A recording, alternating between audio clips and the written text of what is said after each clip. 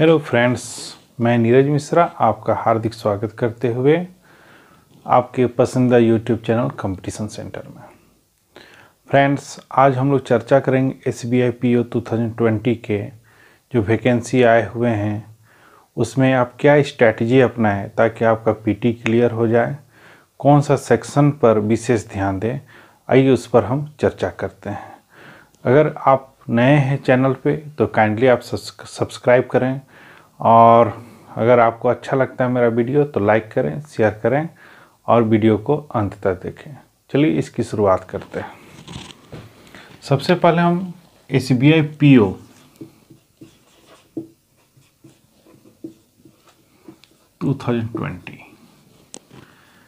में जो सिलेबस है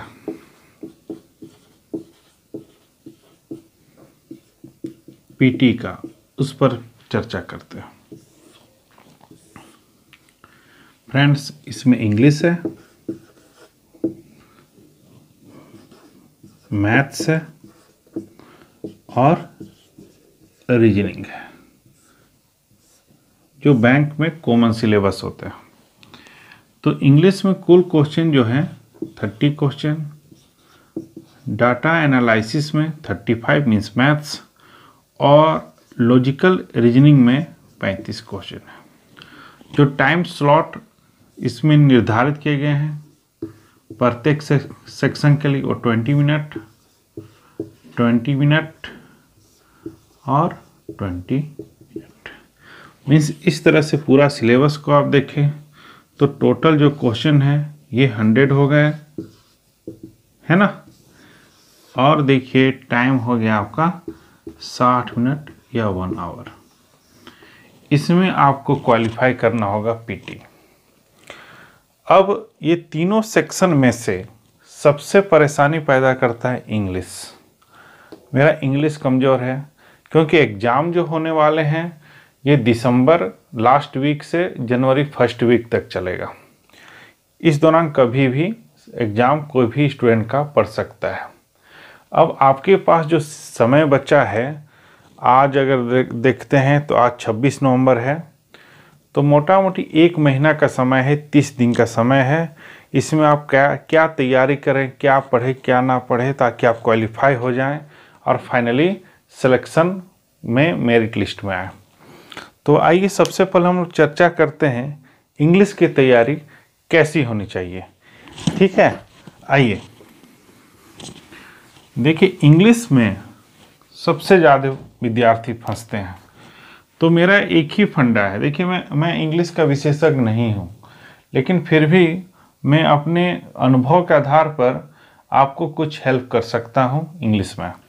तो देखिए इसमें देखते हैं, सबसे पहले अगर हम स्टूडेंट थे उस समय कैसे एग्जाम देते थे उसी आधार पर हम आपको अपना एक्सपीरियंस शेयर कर रहे हैं। तो इंग्लिश में हम फोकस करते थे स्पॉटिंग एरर्स।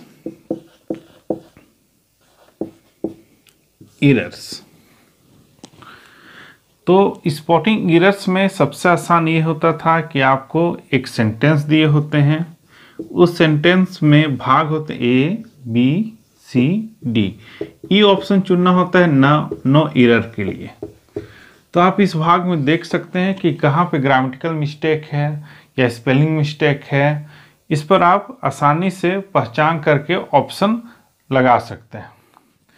तो इसकी तैयारी के लिए आपको पूरा ग्रामर मजबूत होना चाहिए, ठीक है। लेकिन ऐसा कोई ज़रूरी नहीं है कि आप ग्रामर पढ़ते रहिए और आपकी तैयारी पूरी हो जाएगी। ये आपको एक्सपीरियंस और आपका जितना अधिक प्रीवियस क्वेश्चन बैंक है उस पर प्रैक्टिस से ही इस पर कमांड होगा। प्रीवियस क्वेश्चन बैंक SBI का पिछला 5 साल का, इसको आप इंग्लिश का ज़्यादा से ज़्यादा पढ़ें। इसके लिए मेरे हिसाब से जो बुक आता है BSc पब्लिकेशन का प्रीवियस क्वेश्चन बैंक इंग्लिश का, उस पर फोकस करें।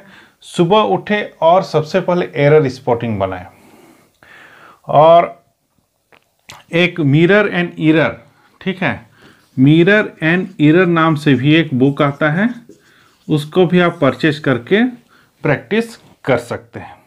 अगर 3 घंटा रोज आप इंग्लिश का प्रैक्टिस करते हैं तो 10 में से आपका 7 से 8 मार्क्स आसानी से मिल जाएगा। ठीक है, आपको इसमें बहुत ज़्यादा नंबर लाने का ज़रूरत नहीं है। इंग्लिश में आप फोकस तो करेंगे मैथ्स पे और रीजनिंग पे, लेकिन इसमें आपको क्वालिफाई होना ज़रूरी है। अब दूसरा पार्ट्स जो आते हैं वो आते हैं रैपिड फिलर।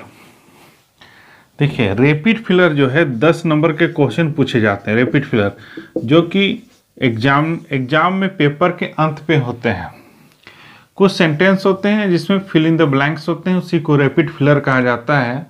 इस पर आपको कमांड करने के लिए प्रीवियस क्वेश्चन बैंक तो है ही, आप उस पर मेहनत करेंगे ही करेंगे। न्यूज़पेपर का जो आर्टिकल होते हैं या एक न्यूज़पेपर जैसे द हिंदू या हिंदुस्तान टाइम्स, आप इसको अगर डेली 1 घंटा पढ़ते हैं तो अपने आप आपको यहाँ पे ऑप्शन पे आप जाएंगे तो आपको समझ में आएगा कि कौन सा ऑप्शन इस पर फिट बैठता है। तो बनाने का तरीका ये है कि आप सबसे पहले सेंटेंस को पढ़ें और उस पर उसके बाद ऑप्शन पे जाएं ABCDE तक, और उस प्रत्येक ऑप्शन को वहाँ पे पटक पटक के रखिए। ठीक है, और पढ़ के देखिए कि ये सही ऑप्शन बन रहा है या नहीं। शुरुआत में आप रैपिड फिलर को पूरा एक बार पढ़िए, फिर प्रत्येक ऑप्शन, प्रत्येक जैसे एक का ऑप्शन को ABCDE को रख रख के देखिए, जहाँ फिट बैठता है वहाँ रखते जाइए। अगर आपका इंग्लिश मजबूत है, ठीक है, आप पढ़ लेते हैं इंग्लिश न्यूज़पेपर अच्छे से, तो 10 में से 7 से 8 नंबर ऐसे ही आपको मिल जाएंगे। ये भाग में आप बहुत अच्छा पहुंच गए। अगर एरर स्पॉटिंग से 7-8 नंबर, यहाँ से 7-8 नंबर, 7-7 14 नंबर तो हो ही गया। इसके बाद आते हैं सेंटेंस अरेंजमेंट। देखिए सेंटेंस अरेंजमेंट जो होता है SBI PO का, वो आसान नहीं होता है। कलर का होता है जैसे वंस अपॉन ए टाइम, तो जान जाते हैं कि ये पहला सेंटेंस होगा ही होगा।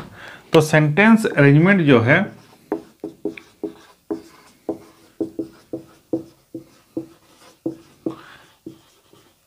इसके लिए BSc का पब्लिकेशन का बुक आता है इंग्लिश इज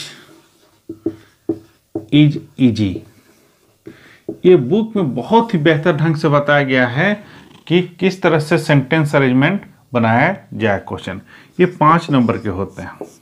आपको इसमें हम 1-2 टेक्निक बता रहे हैं, ये ट्रिक्स नहीं है, टेक्निक है कि आप जब भी सेंटेंस अरेंजमेंट पढ़ें, 1 2 3 4 5 होते हैं या 6 भी होते हैं या ABCD, तो आप सबसे पहले देखिए कि सेंटेंस का शुरुआत कहाँ से हो रहा है, मीन्स सब्जेक्ट कहाँ पे हो रहा है। देखिए जब भी सब्जेक्ट होगा, ठीक है, वो पहला ही ऑप्शन उसका बनेगा सेंटेंस अरेंजमेंट का। फिर सब्जेक्ट से रिलेटेड जो भी आएंगे वो आप पकड़ते जाएगा। ठीक है, जैसे प्रीपोजिशन जब भी होगा, ठीक है, तो आप जानेंगे कि ये सेंटेंस अरेंजमेंट का ऑप्शन नंबर 2 होगा। ठीक है, तो सबसे पहले तो आप सब्जेक्ट पकड़ेंगे। सब्जेक्ट पकड़ने से आपको मालूम चल जाएगा कि कौन सा, ठीक है, इसमें से सब्जेक्ट होंगे, और फिर उसी से रिलेटेड प्रीपोजिशन कौन कौन आगे बढ़ेंगे, आर्टिकल कहाँ पे होगा, कहाँ पे नहीं होगा, और अंत में जब भी ऑप्शन नंबर 5 होगा ये हमेशा कंक्लूजन होगा।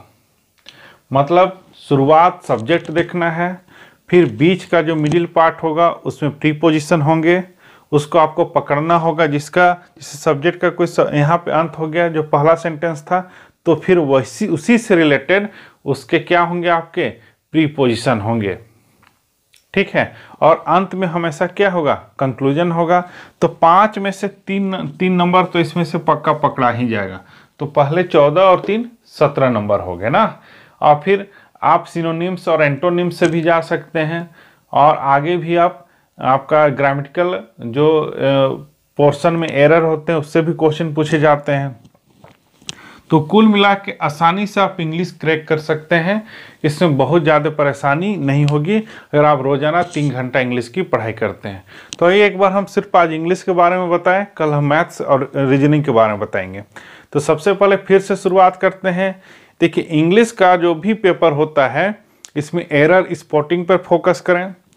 एरर स्पॉटिंग के लिए 2 बुक मैंने बताया, पहला तो मिरर एंड एरर, और दूसरा आपका BSc पब्लिकेशन का कोई भी बुक आप ले सकते हैं, और न्यूज़पेपर। दूसरा हमारे रैपिड फिलर। ये रैपिड फिलर के लिए आपका इंग्लिश न्यूज़पेपर काफ़ी फ़ायदेमंद होगा। और सेंटेंस अरेंजमेंट के लिए मेड इंग्लिश इज ईजी, ठीक है, ये बुक पे आप बीएससी का परचेज कर सकते हैं या प्रीवियस क्वेश्चन बैंक में जा सकते हैं। और बनाने का टेक्निक है कि सबसे पहले आप सब्जेक्ट देखें, फिर प्रीपोजिशन देखें, फिर अंत में देखें जो निष्कर्ष है वो। इस तरह से आसानी से 17 से 18 नंबर आप ला सकते हैं और इंग्लिश में क्वालिफाई कर सकते हैं। ठीक है, आज के लिए इतना ही रहने देते हैं, फिर हम आगे वीडियो बनाएंगे। तब तक के लिए आप पढ़ाई करते रहिए, ऐसी वैकेंसी बार बार नहीं आती है। All the best.